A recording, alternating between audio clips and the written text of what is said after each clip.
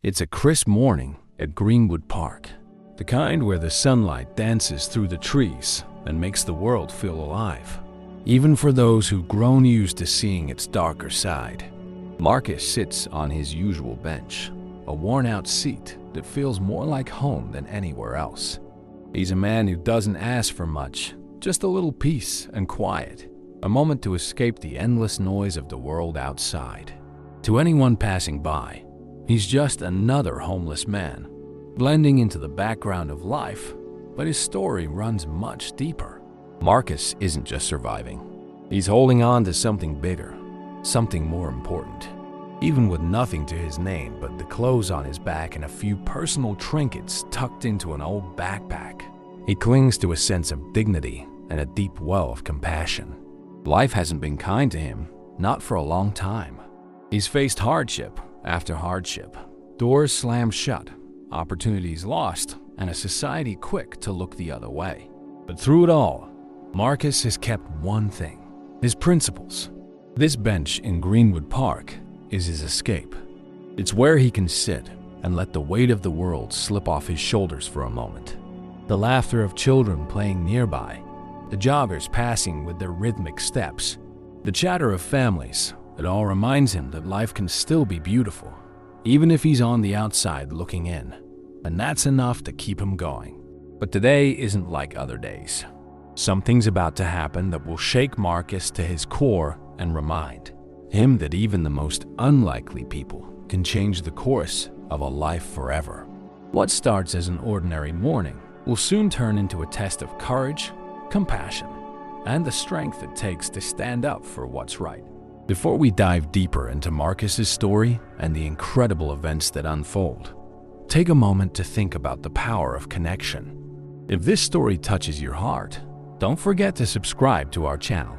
It's the small actions, just like this, that help stories like Marcus's reach more people. And trust me, this is a story you'll want to share. Marcus sat back on the bench, listening to the rustle of leaves in the breeze. It was one of those rare moments where he felt invisible, but in a way that didn't sting. Here in Greenwood Park, surrounded by life and light, he could pretend, just for a little while, that the world wasn't so harsh. That was when he noticed the boy.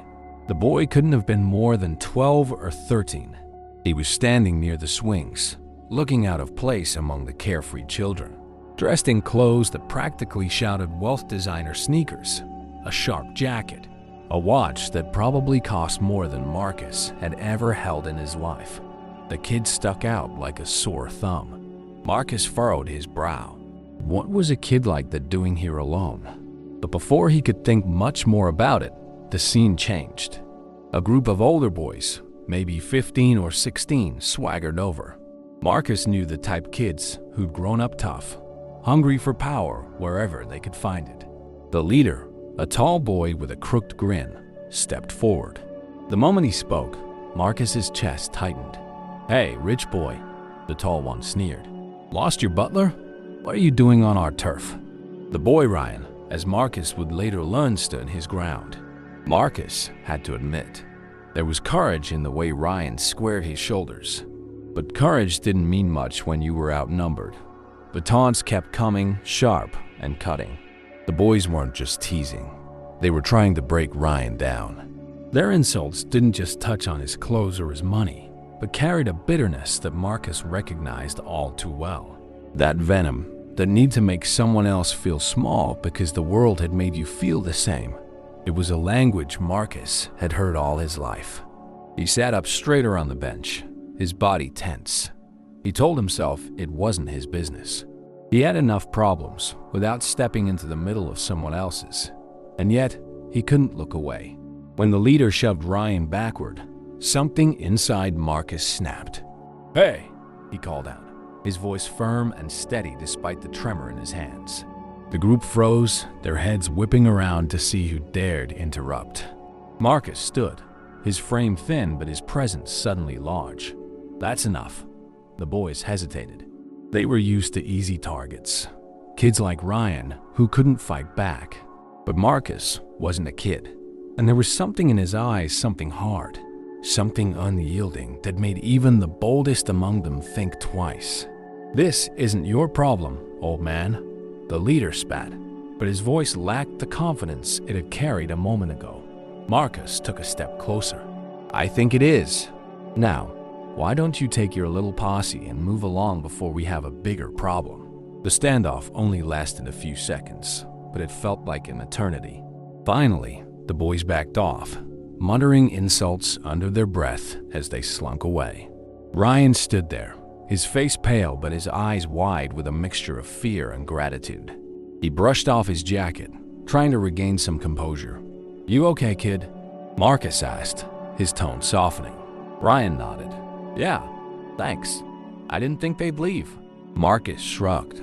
Sometimes all bullies need is someone to remind them they're not as tough as they think. For a moment, neither of them spoke.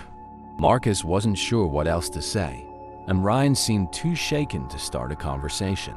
But then, as Marcus turned to walk away, Ryan's voice stopped him. "Why did you help me?" The question hung in the air, heavier than Marcus expected. He turned back, studying the boy. There was something in Ryan's eyes, something familiar. "Because," Marcus said finally, "someone should." What neither of them knew was that this simple act of kindness was just the beginning. Marcus had saved Ryan from a bad moment, but the boy would soon save Marcus in ways he couldn't yet imagine. And just when you think you've seen the extent of Marcus's courage, the story takes a turn that no one could predict. Next, you'll meet a man whose arrival at Greenwood Park will shake the foundations of Marcus's world.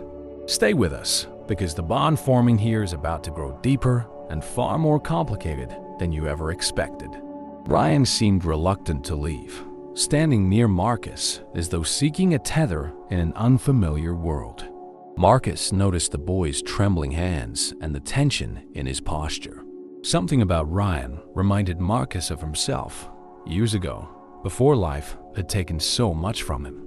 Marcus sat back on the bench and patted the space beside him. "Why don't you sit for a minute? Looks like you could use a break." Ryan hesitated but eventually sat down. The boy looked out of place, his polished shoes scuffing against the dusty path. For a moment, they sat in silence, the sounds of the park filling the space between them. It wasn't an awkward silence, but a contemplative one, both of them sensing something important had just happened. "Thanks again," Ryan said quietly, his voice barely above a whisper. "You don't have to keep thanking me, kid. I've been where you were." "I know how it feels when nobody steps in," Marcus replied, his tone tinged with something Ryan couldn't quite place, maybe regret, maybe wisdom. Ryan turned to Marcus, his brow furrowed. "You've been bullied?" Marcus chuckled, though there wasn't much humor in it. "Bullied, ignored, pushed aside, you name it. Life has a way of making you feel small sometimes." The boy nodded, his face thoughtful. "I guess I don't get it. You don't even know me, but you help me anyway." "Maybe that's the point," Marcus said. "You don't have to know someone to know they don't deserve to be treated like that." Ryan was silent for a while, and Marcus let the boy process what had happened. Finally, Ryan spoke, his voice hesitant. "My dad always says we shouldn't rely on strangers." Marcus raised an eyebrow. "Your dad sounds like a cautious man. But sometimes, strangers surprise you." The mention of Ryan's father piqued Marcus's curiosity. There was something about the way Ryan carried himself, his confident stance despite his youth, his polished appearance that hinted at a life very different from Marcus's own. Still, Marcus didn't press. It wasn't his place to pry. Before long, a sleek black car pulled up near the park's edge, its windows gleaming in the sunlight. Ryan's demeanor changed instantly. He straightened his jacket and adjusted his watch, suddenly more aware of himself. Marcus didn't need to ask who it was. He could tell from the boy's expression that this car represented authority. A tall man stepped out, dressed in a crisp suit that screamed wealth and power. He had the same sharp features as Ryan, but carried himself with an air of impatience. His gaze swept the park before landing on Marcus and Ryan. As he approached, his polished shoes crunching on the gravel, Marcus felt the man's scrutiny like a weight. "Ryan," the man said, his tone brisk. "I've been looking for you." "Sorry, Dad," Ryan mumbled, standing up quickly. I got caught up." Daniel Carter's eyes flicked to Marcus, taking in the worn clothes, the unshaven face, the tired eyes. His expression was polite but guarded, as though he were sizing Marcus up and finding him lacking. "I'm Daniel Carter," the man said, extending a hand out of courtesy more than genuine warmth. "And you are?" Marcus stood, reading the handshake with a firm grip. "Marcus." There was an awkward pause, during which Daniel's eyes darted back to Ryan. "Thank you for whatever assistance you offered," Daniel said, his tone clipped. "Dad, Marcus helped me," Ryan interjected, his voice more animated than before. "Some guys were picking on me, and he stopped them." Daniel's expression didn't soften. If anything, it grew more distant. "Well, I appreciate your involvement, but we should be going." Ryan opened his mouth to protest, but thought better of it. Marcus caught the glance Ryan threw his way, a silent apology for his father's behavior. Daniel placed a hand on Ryan's shoulder, guiding him toward the car. But before they reached it, Ryan turned back to Marcus. "Will I see you again?" Marcus smiled faintly. "Greenwood Park's my spot. I'm not going anywhere." Ryan grinned despite himself. Daniel, however, didn't look pleased. He ushered Ryan into the car, casting one last wary glance at Marcus before driving off. Marcus sat back down, watching the car disappear around the bend. He didn't expect anything to come of their brief encounter. To him, it was just another moment, a small act of kindness in a world that needed it. But life has a funny way of making even the smallest moments matter. What Marcus couldn't know was that this wasn't the last he'd see of Ryan or his father. In fact, their paths were about to cross again in ways that would challenge everything they thought they knew about each other. Next, we'll uncover the tension between Marcus and Daniel and how their clash of worlds begins to unravel something deeper than either could imagine. Stick around, you won't want to miss what's coming. Days passed and Marcus found himself thinking about Ryan more often than he expected. It wasn't just the boy's courage or the way he had stood his ground against those bullies. It was the spark of curiosity in his eyes, the sense that he wanted to understand Marcus rather than judge him like so many others had. That kind of openness was rare, and Marcus couldn't help but feel protective of the kid. Marcus didn't expect to see him again, though. Life had taught him that people like Ryan and his father existed in a different world, one with high walls and locked gates. His world, the one he inhabited on this park bench, didn't overlap with theirs, or so he thought. One afternoon, as Marcus was dozing on his bench, he heard a familiar voice call out, "Marcus!" Blinking awake, he saw Ryan jogging toward him, his face lighting up with recognition. Behind him, parked at a cautious distance, was the same sleek black car. Daniel Carter stood beside it, his arms crossed and his expression unreadable. Marcus straightened, trying to mask his surprise. "Back again so soon, kid?" Ryan grinned. "Told you I'd find you here." As Ryan approached, Daniel followed, though his pace was slower, more deliberate. Marcus noticed the man's eyes scanning the park, as if calculating every detail of the surroundings. When he finally reached them, his gaze landed on Marcus, and the tension between the two men was palpable. "I told Ryan this wasn't necessary," Daniel began, his tone sharp, but he insisted on coming back. Ryan ignored his father's disapproval and turned to Marcus. "I wanted to say thanks again. For real this time?" Marcus smiled. "You're welcome. You doing okay?" "Yeah, I'm fine," Ryan said. Then, glancing back at his father, he added, "I told my dad what happened. He didn't believe me at first." Daniel sighed, clearly uncomfortable. "It's not that I didn't believe you, Ryan. It's just unexpected. Unexpected that someone like me would step in." Marcus asked, his voice calm but pointed. Daniel stiffened, his jaw tightening.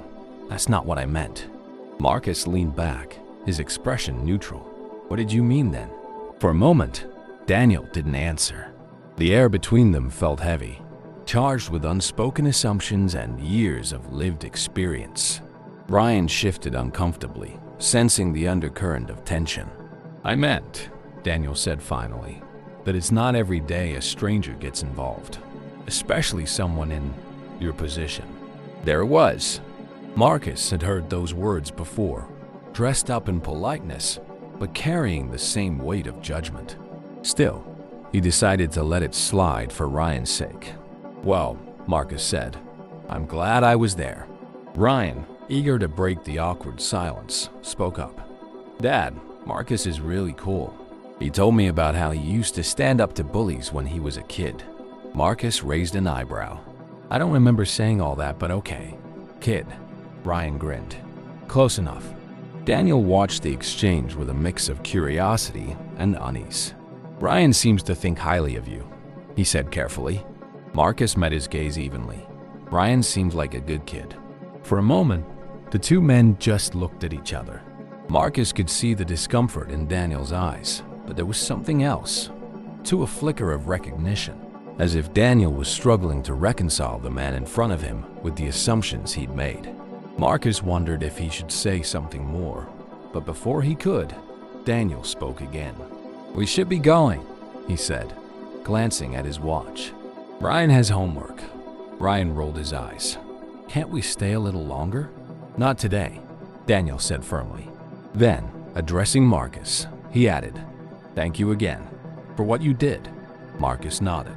"Take care of yourself, kid," he said to Ryan, who looked disappointed but waved as he followed his father back to the car. As Marcus watched them drive away, he couldn't shake the feeling that this wasn't the end. There was something unresolved in Daniel's gaze, something that hinted at a deeper story waiting to unfold. Marcus had no idea just how true that feeling would turn out to be. What happens when a man like Daniel, guarded and skeptical, is forced to confront the humanity in someone he's quick to dismiss? And how will Marcus's past come into play as these two men continue to cross paths? Stay tuned. What's coming next will challenge everything they thought they knew about each other. The next time Marcus saw Ryan, the boy wasn't alone. Daniel Carter was with him again, but this time, his presence felt less like an overseer and more like someone searching for answers. The pair approached Marcus's bench in the park, Daniel's sharp suit standing out starkly against the casual greenery of Greenwood. Ryan carried a nervous energy, like he had something on his mind, but wasn't sure how to bring it up. Marcus set down the paperback he had been flipping through, a warm mystery novel he'd found at a donation table, and looked up. "Well, if it isn't my favorite park visitors," he said with a smile that didn't quite reach his eyes. "What brings you two here today?" Ryan was the first to speak. "I told my dad he should talk to you. I mean, really talk. Is that so?" Marcus said, leaning back on the bench, his tone deliberately light. He turned his gaze to Daniel. "And what do I owe the pleasure?" Daniel cleared his throat, visibly uncomfortable. "Ryan's been persistent," he admitted. "He thinks highly of you, and well, I thought it might be worthwhile to understand the man who's made such an impression on my son." Marcus chuckled. "Understand me? I'm not exactly a complicated guy, Mr. Carter." "Daniel," he corrected. "And with all due respect, I think there's more to you than meets the eye." There was a pause, and then Marcus gestured to the empty spot on the bench. "Wow, if you're not in a rush to get back to your fancy car, you're welcome to sit." Daniel hesitated, then took the offered seat, his movements stiff and deliberate. Ryan plopped down beside Marcus without hesitation, clearly pleased that his idea was coming to fruition. The three of them sat in an uneasy triangle of silence until Ryan blurted out, "Marcus, why don't you tell my dad about your story?" Marcus raised an eyebrow. "My story? That's a pretty broad ask, kid." Ryan shrugged, looking sheepish. "I just think he should hear it. You've been through a lot, and I think it'd help him understand." Marcus sighed, running a hand through his scruffy hair. He wasn't one for spilling his life story to strangers, especially ones who seemed more comfortable keeping their distance. But Ryan's hopeful expression and Daniel's guarded curiosity stirred something in him. Maybe it was time to let someone in, even if just a little. "All right," Marcus said finally. "But don't say I didn't warn you. It's not exactly a bedtime story." He leaned forward, resting his elbows on his knees, and began. "I wasn't always like this, you know? There was a time when I had a job, a house, people who cared about me. I worked with my hands mechanic by trade. I was pretty good at it too. Had my own little shop on the edge of town." Ryan's eyes widened. "You were a mechanic? That's so cool." Marcus chuckled softly. "Yeah, it was a good life for a while. But life has a way of throwing you curveballs. For me, it came in the form of a bad accident. A drunk driver slammed into my car one night, and I ended up in the hospital for months. Couldn't work, couldn't pay the bills. One thing led to another, and I lost the shop." Daniel frowned, his posture softening slightly. "That's unfortunate. That's just the beginning," Marcus said, his voice growing quieter. "Losing the shop meant losing everything I built. I tried to get back on my feet, but the hits kept coming. My wife, she couldn't handle it. She left, took our little girl with her. That broke me in ways I didn't know I could break." Ryan looked at Marcus with wide, solemn eyes. "What happened to your daughter?" Marcus swallowed hard, his gaze fixed on the ground. "I don't know. Last I heard, they moved out west. Haven't seen her since." Daniel shifted uncomfortably. "And after that?" Marcus took a deep breath. "After that, I made some bad choices. Started drinking, fell in with the wrong crowd, lost whatever scraps of hope I had left. It wasn't long before I ended up where you see me now, on this bench, in this park, trying to make it through one day at a time." For a moment, no one spoke. The weight of Marcus's story hung in the air, heavy and raw. Ryan looked at Marcus as if seeing him for the first time, while Daniel's expression was harder to read, somewhere between pity and a reluctant respect. Finally, Daniel broke the silence.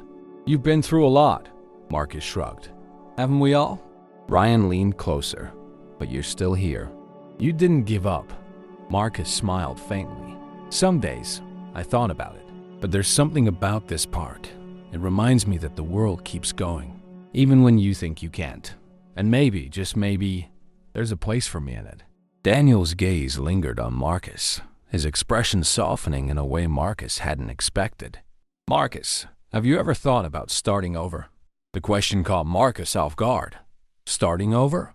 At my age, with my record? Not exactly a lot of doors open to guys like me. "Maybe not," Daniel admitted. "But sometimes it's not about the doors that are open. It's about the ones you're willing to knock on." Marcus tilted his head, studying Daniel carefully.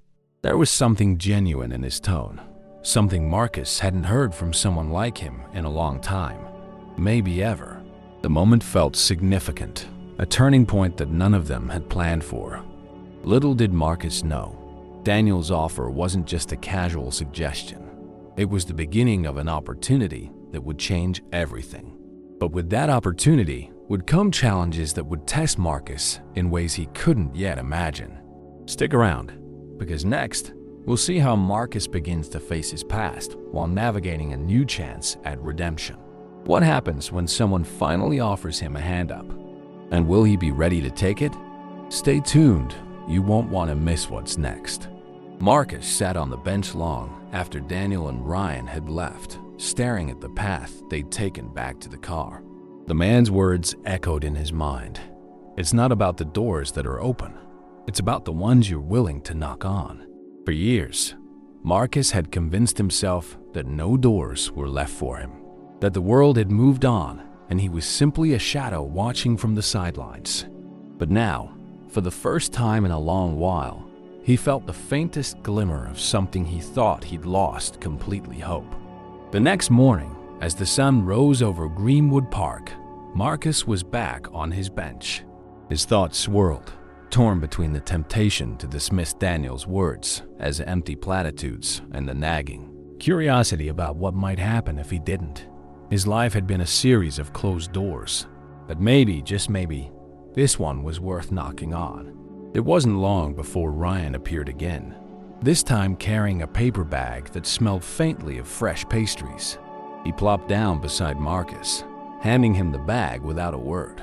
Marcus raised an eyebrow, but accepted the offering, pulling out a warm croissant.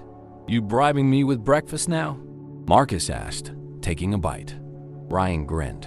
"No, just figured you might be hungry. Besides, I wanted to talk." Marcus nodded, chewing thoughtfully. "About what?" "About my dad," Ryan said, his tone serious now. "He doesn't say much, but I think he really wants to help you." Marcus snorted. "Your dad barely knows me." "That's not the point," Ryan countered. "He knows what you did for me, and that's enough. You're a good person, Marcus, even if you don't believe it." The words hit Marcus harder than he expected.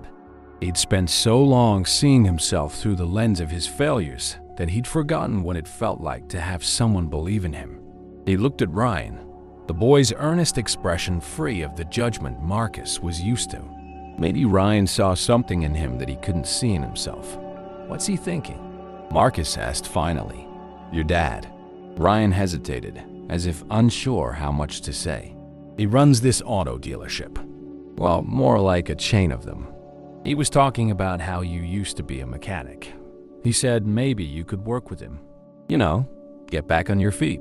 Marcus blinked, the words taking a moment to sink in. "He said that?" Ryan nodded. "He knows it won't be easy. You'd have to prove yourself. But he thinks it could be a fresh start." Marcus set the croissant down, his appetite suddenly gone. A fresh start. The idea both thrilled and terrified him. Could he really step back into a world he'd been shut out of for so long?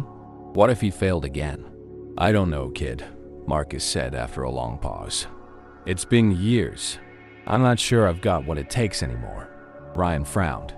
"You'll never know unless you try." Before Marcus could respond, a voice interrupted them. "Ryan's right." Marcus turned to see Daniel approaching, his presence commanding as always. He was dressed more casually this time, but there was still an air of authority about him. He stopped a few feet away, his hands in his pockets. "You don't have to make a decision right now," Daniel said, his voice steady. "But I meant what I said yesterday. Sometimes the hardest part of starting over is believing you deserve to." Marcus stared at him, trying to gauge the sincerity behind the words. He'd been burned too many times by empty promises and fleeting gestures of kindness. But something about Daniel's tone, the way he spoke with quiet conviction, made it hard to dismiss him outright. "What's in it for you?" Marcus asked bluntly. Daniel didn't flinch. "Honestly, maybe nothing. But I believe in giving people chances when they've earned them. And from what I've seen, you've earned one." Marcus considered this, his mind racing. Part of him wanted to laugh it off, to walk away before he let himself hope for something that might not last.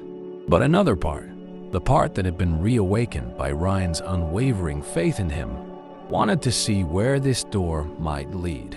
What would it look like? Marcus asked finally. "This fresh start you're offering," Daniel smiled faintly. "It wouldn't be easy. You'd start at the bottom basic maintenance work, proving you still got the skills. But if you show you're serious, there's room to grow. And of course, we'd help you get back on your feet in other ways. Housing, transportation, it's all part of the package." Marcus let out a low whistle. "That's a lot of faith to put in a guy you barely know." "Maybe," Daniel admitted. "But sometimes, taking a risk on someone pays off." The two men locked eyes, a silent understanding passing between them. Marcus saw in Daniel a man who wasn't just offering charity, but a real chance, a chance to reclaim a piece of the life he'd lost. Ryan broke the silence. "So, what do you think?" Marcus looked at the boy, then back at Daniel. He took a deep breath, the weight of his decision pressing heavily on his chest. "I think," Marcus said slowly, "I'm not sure I deserve it, but maybe it's time I tried anyway." For the first time in years, Marcus felt something stir inside him, a cautious optimism that maybe, just maybe, things could get better. But as he stepped into this new chapter, he would soon discover that the road to redemption isn't as simple as taking the first step. What challenges lie ahead for Marcus as he re-enters the world he once knew? And how will the bond between him, Ryan, and Daniel grow in the face of these obstacles. Stay with us, this story is far from over, and the best is yet to come. The next few weeks were a whirlwind for Marcus. True to his word, Daniel made the arrangements to get Marcus started at one of his auto shops. It was a smaller location, tucked into a corner of the city that Marcus was vaguely familiar with, a place that still carried echoes of his old life. The first day felt surreal. As Marcus stood outside the shop's entrance, staring at the bold, clean signage above the doors, a mix of emotions flooded him: nerves, excitement, and an annoying fear of failure. When he stepped inside, the smell of grease, oil, and warm metal hit him immediately. It was a scent he hadn't realized he'd missed. The sounds of tools clanking and engines revving filled the air, and for a moment, he felt like he'd stepped back in time. But then he caught sight of his reflection in a glass panel, his weathered face, his scruffy beard, and he was reminded of just how far he'd fallen since his days as a shop owner. A man in his late 20s approached, wiping his hands on a rag. He was tall, broad-shouldered, and carried an air of authority that suggested he was the manager. "You Marcus?" the man asked. "That's me," Marcus replied, extending a hand. "I'm Joe," the man said, shaking it firmly. "Daniel told me to expect you. He also told me you've got experience under the hood." "I used to," Marcus said, his tone cautious. "It's been a while." Joe gave him a once-over, his expression neutral. "Well, let's see if you've still got it. We've got a lot of work, and I could use an extra set of hands." Joe led Marcus to a bay where an old sedan was up on a lift. The front end was open, revealing an engine in desperate need of attention. Joe handed him a set of tools and nodded toward the car. "Starter shot. Think you can handle it?" Marcus stared at the engine, his fingers twitching with muscle memory. He nodded slowly. "Yeah, I can handle it." For the next hour, Marcus worked in silence, his focus razor sharp. It took a few minutes for his hands to remember the rhythm, but soon enough, he was moving with a confidence he hadn't felt in years. By the time he tightened the last bolt and wiped his hands on the rag Joe had given him, a small smile tugged at his lips. Joe inspected the work, nodding approvingly. "Not bad. Looks like Daniel was right about you." "Thanks," Marcus said, his voice steady for the first time that day. The rest of the week followed a similar pattern. Marcus arrived early, worked hard, and left late. The job was grueling, but there was something deeply satisfying about it. Each car he fixed felt like a small victory, a reminder that he wasn't as broken as he once believed. Joe began to trust him with more complex tasks, and the other mechanics started warming up to him. Slowly but surely, Marcus was finding his footing. Ryan stopped by the shop occasionally, his visits a bright spot in Marcus's days. The boy would chatter excitedly about his school projects or ask a million questions about the cars Marcus was working on. His enthusiasm was contagious, and Marcus found himself looking forward to their conversations. One afternoon, Ryan arrived with Daniel in tow.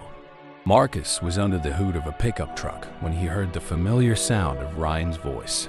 "Marcus, you're killing it in here," Ryan said, bounding over. Marcus wiped his hands on his jeans and turned to face them. "Hey, kid, what brings you by?" "We wanted to check on you," Daniel said, his tone more casual than Marcus had expected. "See how you're settling in," Marcus shrugged. "Not bad. Joe runs a tight ship, but I like it." Daniel smiled faintly. "Good to hear.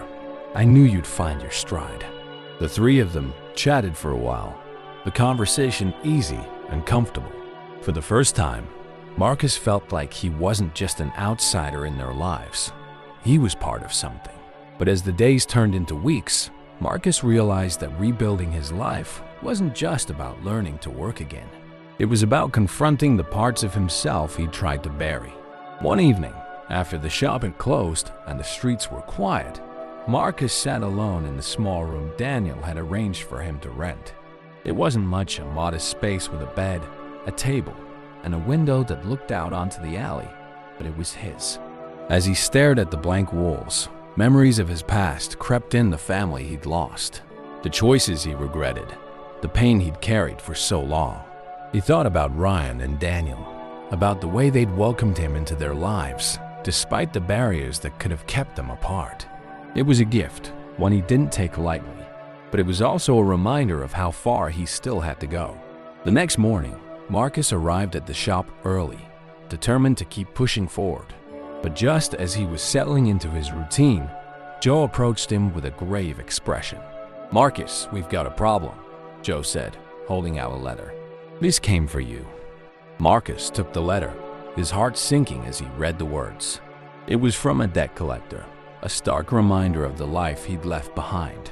The weight of his past was crashing into his present, threatening to undo everything he'd worked so hard to rebuild. As Marcus grappled with this new challenge, he realized that his journey was far from over. Redemption wasn't just about proving himself at work. It was about facing the demons that had haunted him for years. What happens when Marcus's past collides with his present? And how will he navigate the challenges ahead while holding on to the fragile hope he's begun to rebuild? Don't go anywhere. The next chapter of Marcus's story is one you won't want to miss. The letter sat heavy in Marcus's hands, the words glaring up at him like a taunt. The bold, black type spelled out his unpaid debts, accompanied by legal jargon that only deepened his sense of dread. It was a cold reminder that no matter how far he tried to climb out of the pit, the past had ways of pulling him back down. Joe stood by, his brow furrowed. "I don't mean to pry, but this looks serious. You gonna be okay?" Marcus swallowed hard, trying to keep his voice steady. "Yeah, it's just an old mess I need to deal with." Joe didn't look convinced, but he didn't push. "Well, let me know if you need anything. You've been pulling your weight around here, and I'd hate to see you sidetracked." Marcus nodded, tucking the letter into his pocket. As the day wore on, his mind churned with questions. The debt wasn't new. He'd carried it for years, watching it balloon as he drifted further from the life he once knew. But now, with a job and a place to stay, he had something to lose. The thought was both terrifying and motivating. That evening, as he walked home from the shop, Marcus replayed his options in his mind. He could ignore the letter, but that would only delay the inevitable. He could try to negotiate, though he doubted they'd have much sympathy for a man in his position. Or he could ask for help, a thought that made his stomach churn. By the time he reached his small rented room, Marcus was exhausted, but his thoughts refused to quiet. He sat at the edge of the bed, staring at the letter. The pride that had kept him going all these years now felt like a shackle, holding him back from reaching out to the very people who had given him a lifeline. The next morning, Marcus arrived at the shop early, hoping to bury himself in work. But as the day wore on, the weight of his situation became harder to ignore. By lunchtime, Ryan showed up, his youthful energy cutting through the haze of Marcus's worry. "Hey, Marcus," Ryan said, bounding into the shop. "You look like you've been chewing on a lemon." "What's up?" Marcus managed a weak smile. "Just a lot on my mind, kid." Ryan tilted his head, his expression curious. "Want to talk about it?" Marcus hesitated. Ryan was just a kid. What could he possibly do? But the sincerity in the boy's eyes made it hard to dismiss him outright. "It's nothing you need to worry about," Marcus said finally. "Just some old bets catching up with me." Ryan's brow furrowed. "Like money stuff?" Marcus nodded. "Yeah, it's complicated." Ryan was quiet for a moment. Then his face lit up. "You should tell my dad. He's really good at fixing problems like that." Marcus chuckled despite himself. "Your dad's done enough for me already. I can't go asking him to clean up my mess." Ryan crossed his arms, a stubborn glint in his eye. "That's what he does, though. He helps people. And he likes you. He wouldn't mind." Before Marcus could respond, the familiar hum of Daniel's car filled the air. The man himself stepped out, looking sharp as always. He approached with his usual air of authority, but there was a warmth in his gaze as he glanced between Marcus and his son. "What's going on?" Daniel asked, sensing the tension. Marcus sighed, running a hand through his hair. "Your kid's got a big mouth, that's what." Ryan grinned unapologetically. "Marcus has a problem, and I told him you could help." Daniel raised an eyebrow. "What kind of problem?" Marcus hesitated, feeling the weight of the letter in his pocket. Finally, he pulled it out and handed it to Daniel. "This kind." Daniel unfolded the letter and read it carefully, his expression growing serious. When he finished, he looked up at Marcus. "How long have you been dealing with this?" "Too long," Marcus admitted. "I just let it pile up. Figured I'd deal with it when I could, but that never happened." Daniel nodded thoughtfully. "And now that you're working again, they've found you." "Exactly." Daniel folded the letter neatly and handed it back. "This isn't insurmountable, Marcus." "It's a mess, yes, but it can be cleaned up." Marcus blinked. "You make it sound simple." "It's not simple," Daniel said, "but it's possible. You've taken the hardest step already, getting back on your feet. Now you just need a plan." Marcus studied Daniel's face, searching for any hint of judgment or condescension. He found none. Instead, there was a calm confidence that made Marcus feel, for the first time, that maybe he didn't have to face this alone. "You'd help me?" Marcus asked, his voice quiet. Daniel smiled faintly. "Of course, but you'll have to do the work. This is your life, Marcus. I can guide you, but you're the one who has to rebuild it." For the first time in years, Marcus felt something shift. The weight of his pride, his shame, and his fear began to lift, replaced by a cautious determination. He nodded, a small but genuine smile tugging at his lips. "All right," Marcus said. "Let's do this." What follows is a journey that will test Marcus's resolve and redefine his understanding of what it means to accept help and take control of his future. Stick around, because next, we'll see Marcus confront the systems that have held him back and the personal demons that threaten to derail his progress. The road ahead is challenging, but Marcus is ready to face it head-on, and you won't want to miss what comes next. With Daniel's help, Marcus embarked on a journey to confront the mountain of debt that had loomed over him for so long. The first step was laying everything out on the table. One evening, they sat in Daniel's office, an immaculate space that contrasted starkly with Marcus's life of chaos. Papers were spread across the desk, detailing every debt, every overdue notice, and every mistake Marcus had tried to outrun. Daniel scanned the documents with a steady hand, his face unreadable. Marcus sat across from him, his shoulders tense. "You've been through a lot," Daniel said finally, setting down the last page. "But this isn't the end. It's just a new beginning." Marcus sighed, leaning back in his chair. "It feels like I'm staring at an avalanche." Daniel smiled faintly. "It's not an avalanche, Marcus. It's a puzzle, and puzzles can be solved." Over the next few weeks, Daniel guided Marcus through the process of tackling his debts. They worked together to contact creditors, negotiate payment plans, and explore legal options to reduce what Marcus owed. It was grueling work, and there were moments when Marcus wanted to throw up his hands and walk away. But each time he felt himself wavering, Ryan's words echoed in his mind. "You didn't give up." Daniel's calm demeanor was a stabilizing force. He treated Marcus as an equal, never speaking down to him or making him feel small. That respect became a lifeline for Marcus, reminding him that he wasn't just a problem to be solved. He was a man rebuilding his life. One afternoon, after hours of phone calls and paperwork, Marcus found himself sitting alone in the office while Daniel stepped out to take a call. As he stared at the papers in front of him, he felt a swell of emotions, anger at himself for letting things get this bad, gratitude for the help he was receiving, and a flicker of pride for how far he'd come. When Daniel returned, Marcus looked up, his expression serious. "Why are you doing this?" Daniel paused, then took a seat across from him. "Because I see potential in you, Marcus.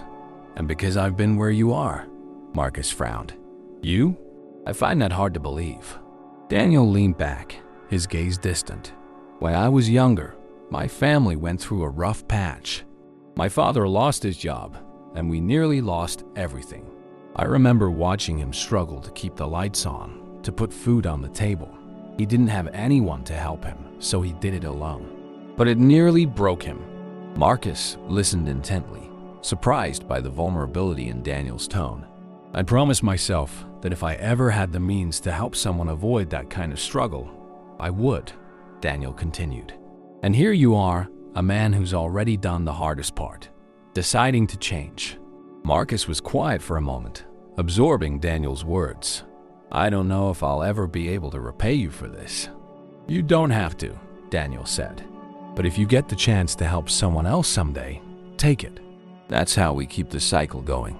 As the weeks turned into months, Marcus began to see the fruits of their labor. The debts that had once felt insurmountable were slowly being chipped away. He still had a long way to go, but for the first time in years, he felt like he was in control of his life. At the shop, Marcus's work ethic didn't go unnoticed. Joe promoted him to a lead mechanic role, trusting him to oversee repairs and mentor younger workers. It was a role Marcus took seriously, pouring himself into the job with a renewed sense of purpose. Ryan continued to visit, his admiration for Marcus growing with each passing day. The bond between them deepened, and Marcus began to see the boy as more than just a friend. He felt a paternal protectiveness toward him, a connection he hadn't allowed himself to feel in years. But the biggest test came one evening when Marcus received a phone call he never expected. It was from his ex-wife. Her voice was hesitant, almost apologetic, as she explained that their daughter, now a teenager, had been asking questions about him. "She wants to meet you," she said, "if you're ready." Marcus's heart pounded in his chest. He wasn't sure if he was ready. The thought of facing his daughter after so many years filled him with both hope and fear. But deep down, he knew this was a moment he couldn't run from. The next day, Marcus told Daniel about the call.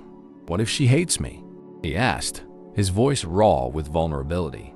"She won't," Daniel said firmly.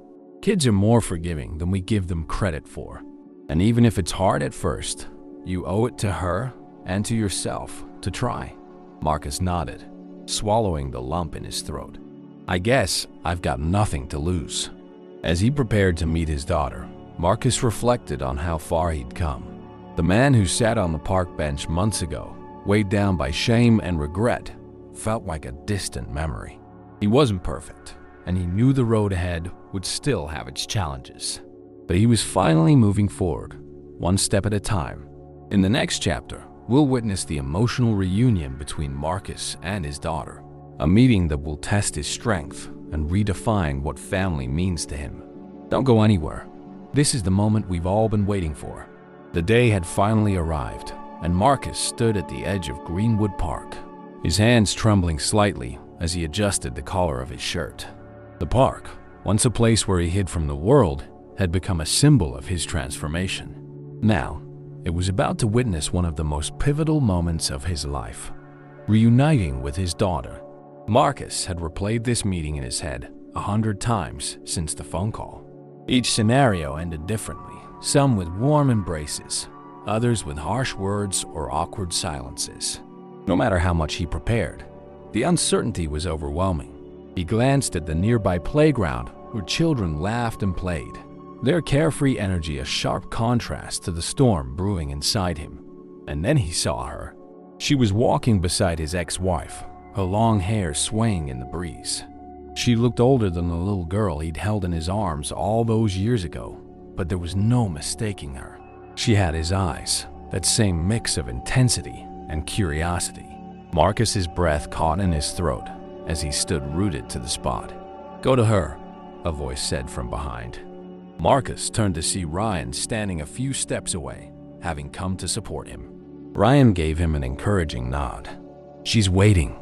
Marcus nodded, his legs feeling like lead as he began to walk toward them. His ex-wife Lisa noticed him first. She gave him a small, tentative smile before leaning down to whisper something to their daughter. The girl looked up, her expression guarded but curious. When Marcus was only a few feet away, he stopped, his voice caught somewhere between his heart and his throat. "Hi," he said softly, his gaze fixed on her. The girl tilted her head slightly, studying him. "Hi," she said back, her voice cautious but not unkind. "This is Marcus. Lisa said, her voice gentle as she placed a hand on their daughter's shoulder. Your father. Marcus felt a rush of emotions at hearing those words. He had spent so long feeling unworthy of that title, but hearing it from Lisa's lips felt like a lifeline. What's your name? Marcus asked, his voice trembling. The girl's eyes widened slightly. It's Emily, she said. You don't remember? Marcus's heart sank. I do. I just wanted to hear you say it. Emily. It's beautiful, just like I remember. Emily shuffled her feet, glancing at her mother before turning back to Marcus. Mom said you've been having a hard time. Marcus nodded, his gaze never leaving hers. That's true. I'd made a lot of mistakes, Emily, but I've been trying to fix them, to be better. There was a long pause as Emily studied him, her expression unreadable. Then, to Marcus's surprise, she spoke again. Do you really work on cars? Marcus blinked, caught off guard by the question. Yeah, I do. It's what I've always been good at. Emily's lips twitched into the smallest of smiles. Mom says I'm good with machines too. Marcus felt a lump form in his throat. You are? Maybe one day we could work on something together. Emily hesitated, then nodded. Maybe. It was a small word, but to Marcus, it felt monumental. It wasn't forgiveness, not yet, but it was a start. He glanced at Lisa, who gave him a subtle nod of encouragement. Would you like to walk for a bit? Marcus asked Emily. We could talk. Emily looked at her mother, who gave her a reassuring smile. Okay, Emily said, her voice soft but steady. As they began to walk, Marcus tried to find the right words. He told her about his love for cars, how he used to own a shop before everything fell apart. He didn't sugarcoat his past but shared it honestly, hoping to build trust. Emily listened quietly, occasionally nodding or asking a question. With each step, Marcus felt the walls between them start to come down, brick by brick. After a while, they reached the bench where Marcus had spent so many lonely days. He motioned for Emily to sit beside him, and to his relief, she did. They sat in silence for a moment, watching the world go by. Why didn't you come find me sooner? Emily asked suddenly, her voice trembling. The question hit Marcus like a punch to the gut. He took a deep breath, his hands gripping the edge of the bench. Because I was scared, he admitted. I thought you'd be better off without me. Emily frowned, her eyes filling with tears. I wasn't. Marcus's heart broke at her words. He turned to her, his voice thick with emotion. I'm so sorry, Emily. I should have been there. I should have fought harder. But I'm here now, and I'll do whatever it takes to make it up to you. Emily didn't say anything for a long time. Then, slowly, she reached out and took his hand. Okay, she whispered. Just don't leave again. Tears streamed down Marcus's face as he nodded. I won't. I promise. In that moment, something shifted. Marcus didn't feel like the broken man he'd been when he first met Ryan and Daniel. He felt like a father, a man with a purpose and a future worth fighting for. The road ahead would still be challenging, filled with moments of doubt and struggle. But for the first time, Marcus knew he wasn't walking it alone. He had Emily, he had Ryan and Daniel, and most importantly, he had the strength to keep moving forward. Stay with us because next, we'll explore how Marcus navigates the delicate balance of rebuilding his relationship with Emily while continuing to grow in his newfound life. The challenges are far from over, but the hope that drives him is stronger than ever. You won't want to miss what's next. Over the next few weeks, Marcus worked to weave himself into Emily's life, one careful step at a time.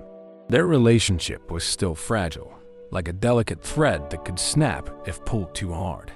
But each meeting, each shared moment, added strength to that thread. At first, their interactions were small and tentative.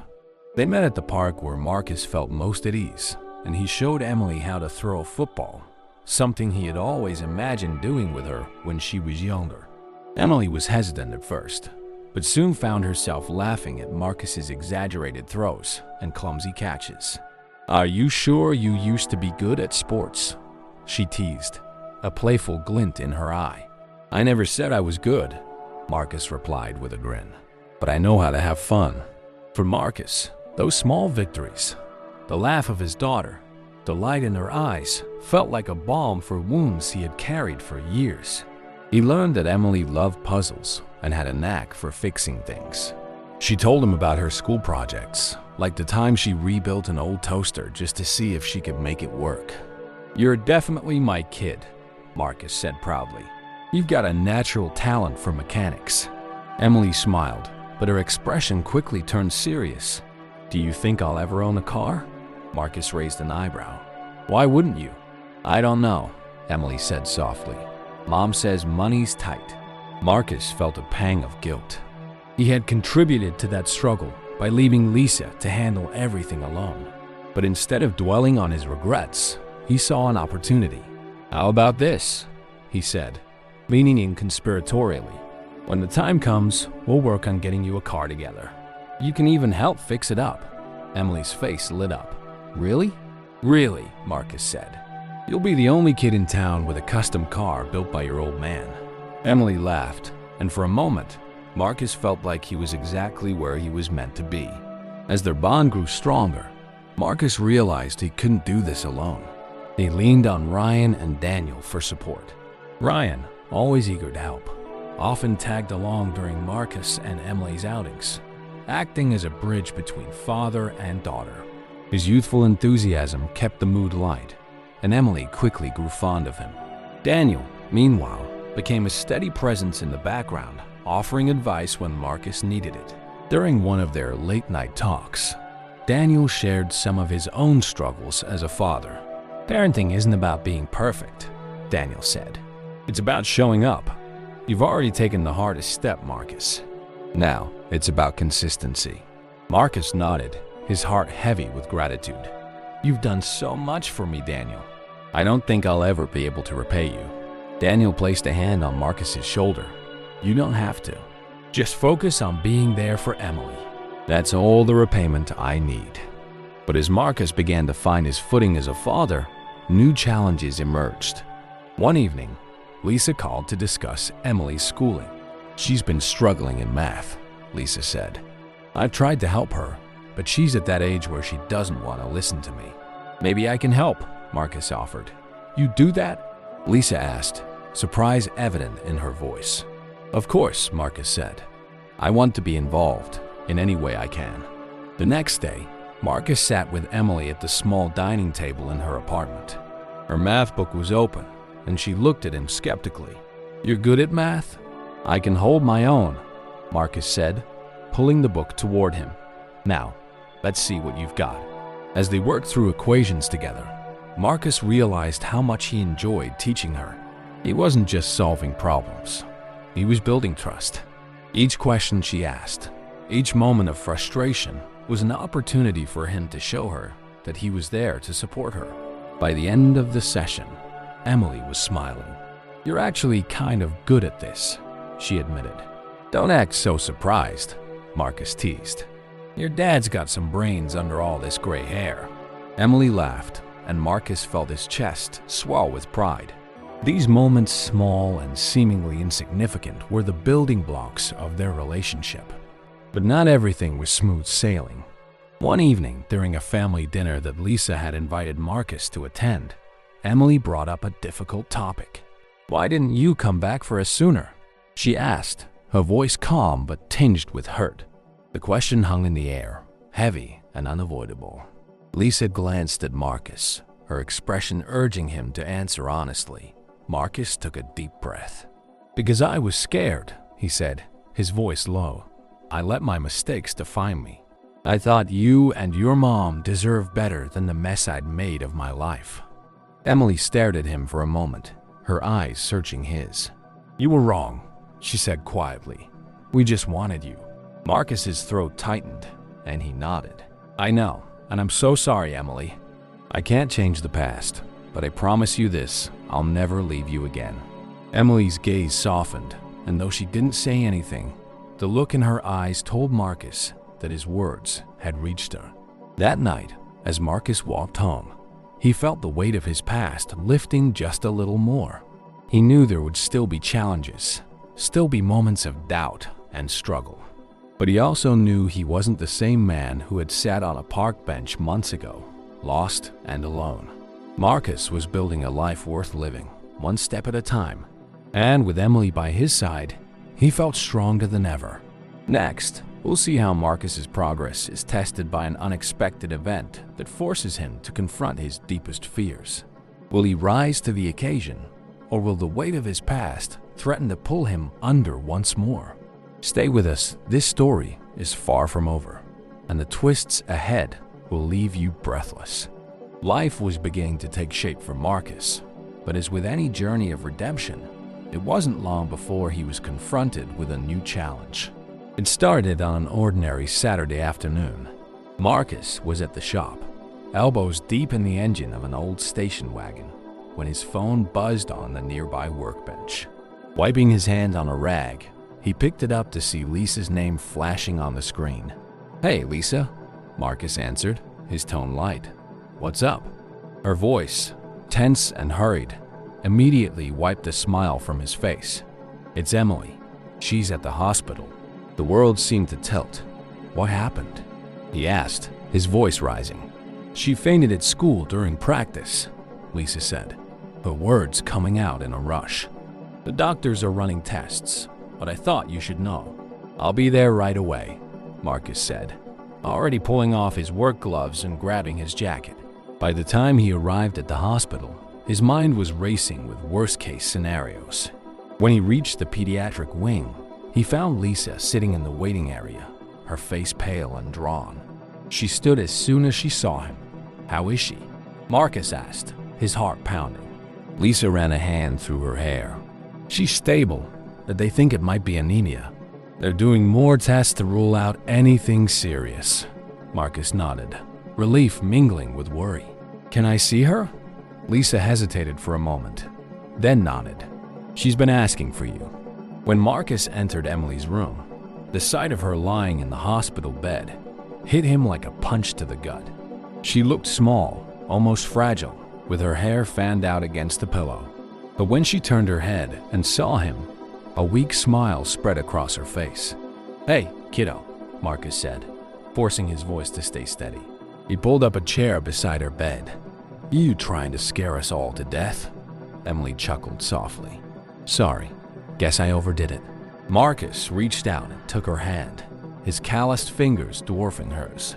"What happened?" Emily shrugged. "I was running laps at practice, and I just got dizzy. Next thing I knew, I was waking up here." "Mom says you're anemic," Marcus said. "What does that mean? You're not eating enough spinach?" Emily rolled her eyes, but smiled. "I guess I'll have to eat more broccoli too." Marcus laughed, but his worry didn't dissipate. He looked at her closely, taking in the faint shadows under her eyes and the pallor of her skin. "You've been pushing yourself too hard, haven't you?" "I just wanted to make the team," Emily admitted, her voice small. "You always talk about working hard, so I thought—" "Hey," Marcus interrupted, his tone gentle but firm. "Working hard is important, but so is taking care of yourself. You can't give your best if you're running on empty." Emily nodded, her expression thoughtful. "I'll try to remember that." The doctor came in a few moments later, explaining that Emily's anemia was likely due to a combination of poor nutrition and overexertion. "She needs rest, a better diet, and a little time off from strenuous activity," the doctor said, glancing between Marcus and Lisa. "We'll make sure of it," Lisa promised. As they left the hospital later that evening, Marcus couldn't shake the feeling that he had been given a wake-up call. Emily was resilient, but she was still a child one who had inherited some of his own stubbornness and drive. He vowed to pay closer attention, to be there not just for the big moments, but for the little ones that could make all the difference. In the following weeks, Marcus worked closely with Lisa to ensure Emily's recovery. He started showing up with groceries, fresh vegetables, lean proteins, and a few of Emily's favorite snacks. He learned to cook simple meals, much to Emily's amusement. "Dad," she teased one evening as he burned yet another batch of vegetables. "Are you sure you're not better at fixing cars than cooking?" Marcus laughed, waving the smoke away. Hey, give me some time. I'll be a chef before you know it. Beyond the physical recovery, Marcus made an effort to help Emily slow down. He started taking her on walks through Greenwood Park, where they talked about everything from her favorite books to her dreams for the future. He even taught her some basic car maintenance, showing her how to check the oil and replace a tire. "I'm going to be the coolest kid in school," Emily said one day, grinning as she tightened a bolt on an old wheel. "Thanks to you," Marcus smiled, pride swelling in his chest. "You're already the coolest kid, kiddo." But as Emily grew stronger, Marcus faced a new test of his own resolve. One evening, while reviewing his finances, he discovered that the expenses from Emily's hospital stay had added a significant strain to his already tight budget. Despite his progress at the shop and the debts he was working to pay off, this was a setback he hadn't anticipated. He considered telling Daniel, but his pride stopped him. Daniel had already done so much, and Marcus didn't want to rely on him for every bump in the road. Instead, he began picking up extra hours at the shop, taking on weekend shifts and staying late to handle more difficult jobs. When Ryan noticed the strain, he pulled Marcus aside. "You're burning the candle at both ends," Ryan said, his tone concerned. "What's going on?" Marcus hesitated but decided to tell the truth. "Emily's hospital bills put me behind. I just need to catch up." Ryan nodded slowly. "You know my dad would help, right?" "I can't keep leaning on him," Marcus said firmly. "This is my responsibility." Ryan smiled faintly. "You're stubborn, you know that?" "I've been told," Marcus said with a chuckle. Despite the challenges, Marcus found strength in the people around him. Emily, with her quick wit and growing confidence, reminded him why he was fighting so hard. Lisa, though they had their differences, became a trusted ally in navigating co-parenting. And Ryan and Daniel, his unlikely benefactors, continued to provide quiet support when he needed it most. As Marcus worked late into the night one evening, tightening the final bolts on a car engine, he reflected on how far he'd come. Life was still messy, still unpredictable, but he was no longer the man sitting alone on a park bench, lost in his regrets. What happens next will test the foundations Marcus has built, a challenge that will push him to his limits and force him to confront the deepest parts of himself. Stay tuned, because the journey isn't over yet, and the next chapter will leave you on the edge of your seat. Weeks turned into months, and Marcus found himself settling into a rhythm. Emily was thriving again, her energy and sharp wit returning as she followed the doctor's advice. Marcus continued to work extra hours at the shop to cover the hospital bills, but the satisfaction of seeing Emily smile made every late night and sore muscle worth it. Still, life had a way of throwing unexpected challenges. Marcus was about to face one that would test not only his resilience, but also his ability to hold on to the progress he had made. It began on a cold Wednesday evening. Marcus had just finished his shift and was walking to his small apartment when he noticed a man standing near the entrance. The figure was tall and lean, his face partially obscured by the dim glow of a street lamp. Marcus's gut tightened as he recognized him. It was Greg. Greg had been a part of Marcus's past, a drinking buddy from his darkest days. Their shared spiral into bad decisions and worse company had ended in a bitter falling out years ago. Seeing him now, with his hunched posture and hollow eyes, was like staring into a mirror of who Marcus could have been if he hadn't taken steps to rebuild his life. Well, Greg drawled, stepping forward.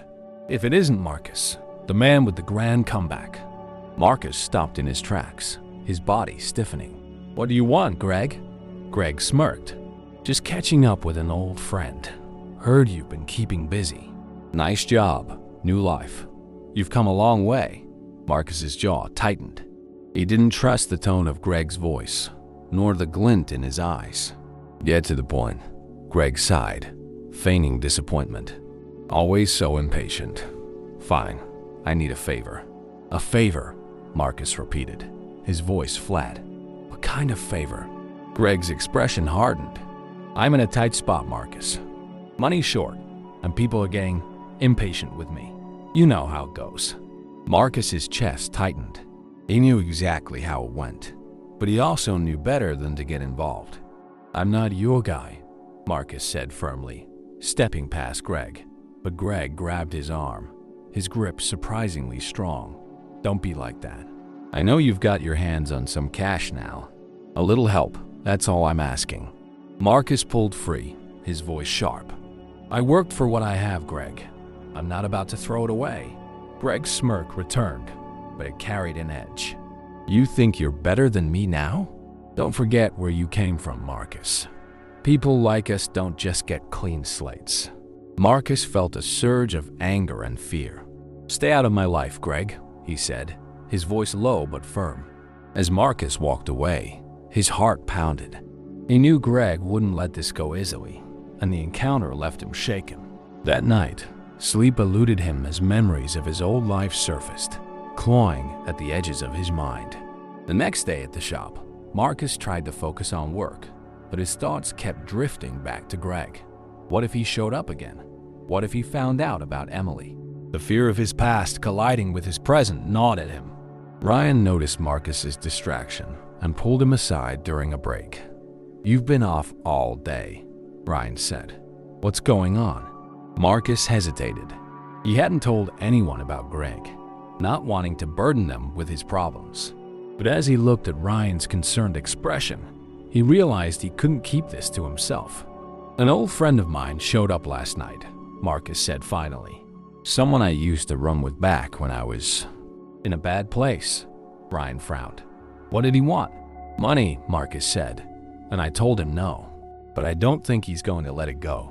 Ryan's face hardened. "Does my dad know about this?" "No," Marcus said quickly, "and I don't want him to. Daniel's done enough for me. I'll handle this." Ryan crossed his arms. "Marcus, this isn't something you should handle alone." "My dad." "I said I'll handle it," Marcus interrupted, his tone firmer than he intended. He immediately softened. "Thanks, Ryan, but I need to deal with this on my own." Ryan didn't look convinced, but he nodded reluctantly. "Just be careful, okay?" That evening, Marcus sat in his apartment, trying to think of a plan. He knew Greg wouldn't disappear without a fight, but Marcus also knew he couldn't let this derail the life he was building. He thought about Emily, her laughter, her trust in him. He thought about Daniel and Ryan, who had given him a second chance. He wasn't about to let Greg take any of it away. When Greg showed up again a few nights later, Marcus was ready. Standing tall, he met Greg's gaze without flinching. "We need to talk," Marcus said, his voice steady. Greg smirked. "Finally seeing reason?" "No," Marcus said. "I'm putting an end to this. Whatever trouble you're in, it's not my problem." "I'm not that guy anymore, Greg." Greg's expression darkened. "You think you can just walk away from the past? It doesn't work like that." "It does when you decide to change," Marcus said firmly. "I've worked too hard to let you drag me back down. Stay out of my life, Greg. This is your warning." For a moment, Greg seemed taken aback by Marcus's resolve.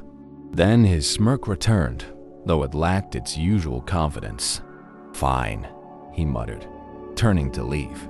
"But don't forget, Marcus, people like us never really get out." As Greg disappeared into the night, Marcus let out a shaky breath. He knew the encounter wasn't the end of his struggles, but it was a step of declaration to himself and the world that he wouldn't be defined by his past. The experience left Marcus more determined than ever to protect the life he was building. But as the challenges of his new path continue to unfold, Marcus will face one final test that will push him to his limits and redefine what redemption truly means. Don't go anywhere, the story isn't over yet, and the conclusion will bring everything full circle in a way you won't see coming. The confrontation with Greg had left Marcus both shaken and resolved.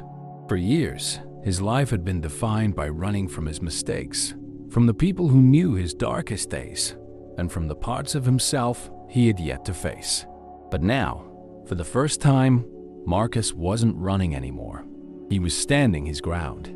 In the days that followed, Marcus threw himself into his work and his role as a father.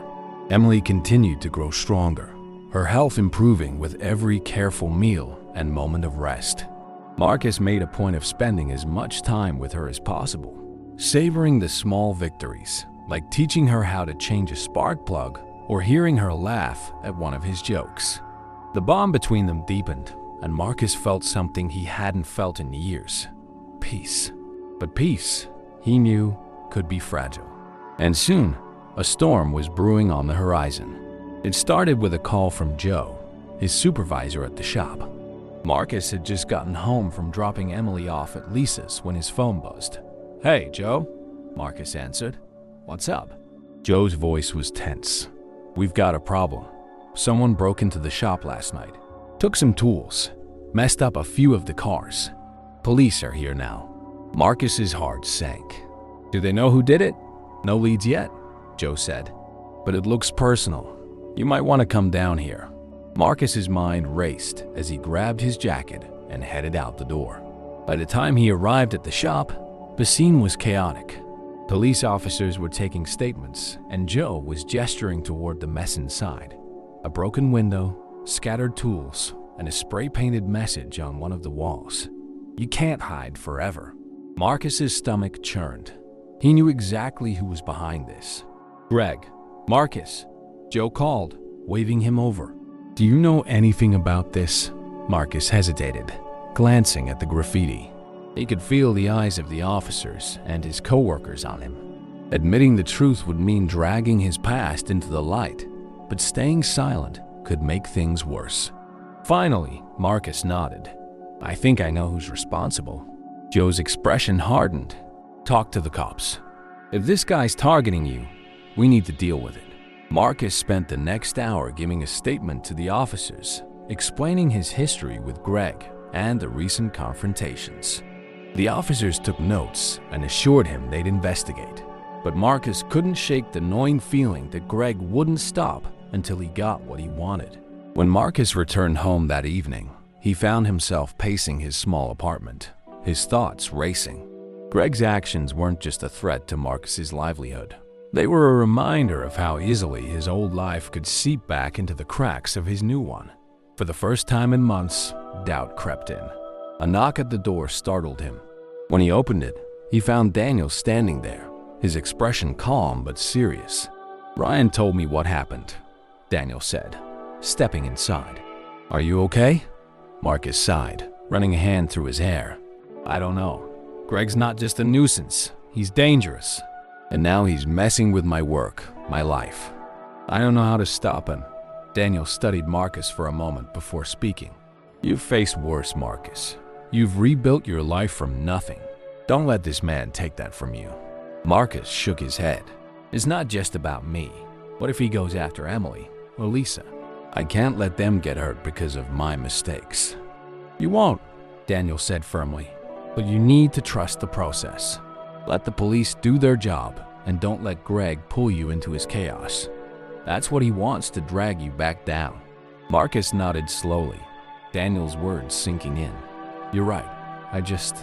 I've come so far. I don't want to lose it all." "You won't," Daniel said, placing a reassuring hand on Marcus's shoulder.